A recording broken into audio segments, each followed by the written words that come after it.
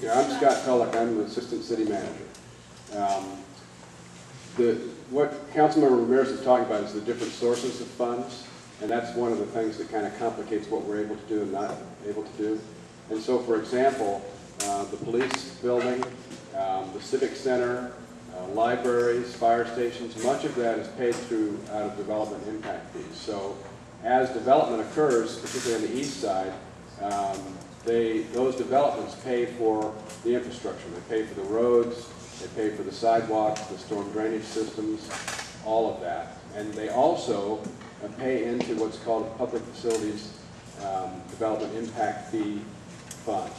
And that's where the money comes from to build these public facilities that are used for citywide purposes as well as area purposes like a fire station or a library. The money for the maintenance, for example, what we're talking about here, which is a major issue for us, has to do with once the street, for example, is built, then you need to start maintaining it. So just to give you an idea of what should happen if we had the money, what should happen is that a street that's been paved, a new street, it should be sealed, a seal coat, a spray coat of asphaltic material on top of it, about every 6 or 7 years.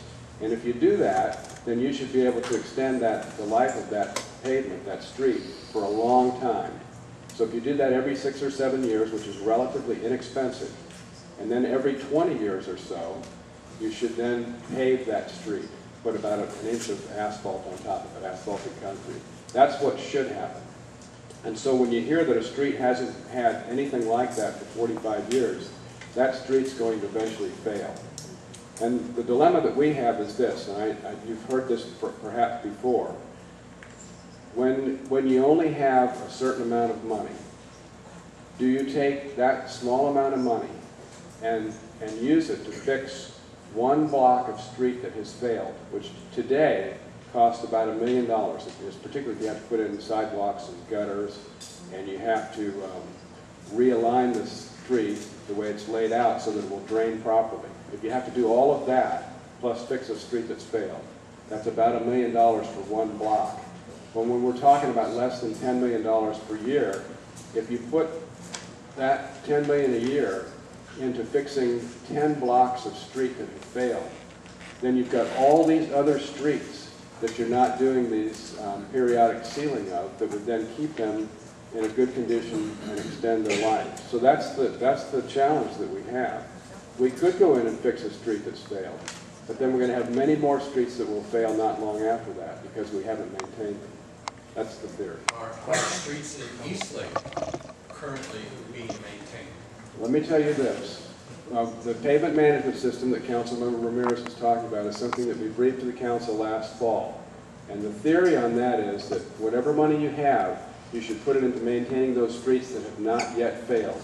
Because the cost to fix a failed street is so prohibitively expensive that if you can spend what little you have to maintain the streets that haven't failed, that's your best use of those limited funds. And so we actually have a system where we go out, like the council member said, and we rate every street in the city. We've done that. So we know what their condition is. And then we put our money into those streets that haven't failed yet. And so we actually then go out and contract to have that work done. And we have an action that's coming to council, I believe, tomorrow night. That's actually a contract that will contract for sealing lots of streets in Chula Vista. And some of them, frankly, are on the east side of Chula Vista. Those are streets that, some of those communities are now 20 years old. So we need to be sealing those streets as well. But I've looked at the list, and I know that there are streets on that list for the contract that should be approved tomorrow night for southwest Chula Vista, northwest Chula Vista, and some in east Chula Vista. And I can provide that list to Teresa so she can let you know what's on that contract. And there will be subsequent contracts that are based, again, on that same theory. So we can tell you for your specific street what its rating is and what the likelihood is that we'll do something with that street in the next couple of years. I do want to say this because it's something that we discussed in the meeting when we were talking about this pavement management system. And one of the reasons why we felt that it was very important to get out there and inform the public, because it's entirely possible that a street that is in much better shape than yours will get attention before yours does.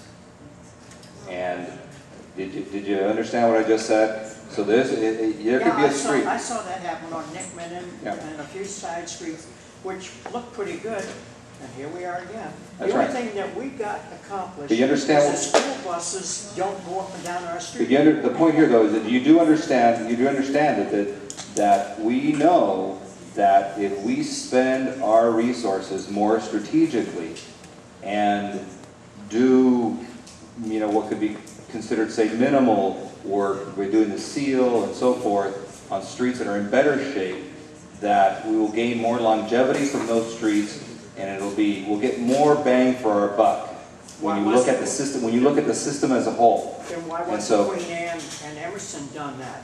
I don't know specifically, because I don't know those, but it's very important for you to understand that this pavement management system we believe will get us more for our money and help us address more of the maintenance issues for the long term than if we sunk all our money into the worst streets. That would be, I think, a mistake, and that's why we went along with this system. So, and if these questions are for Scott, that would be better.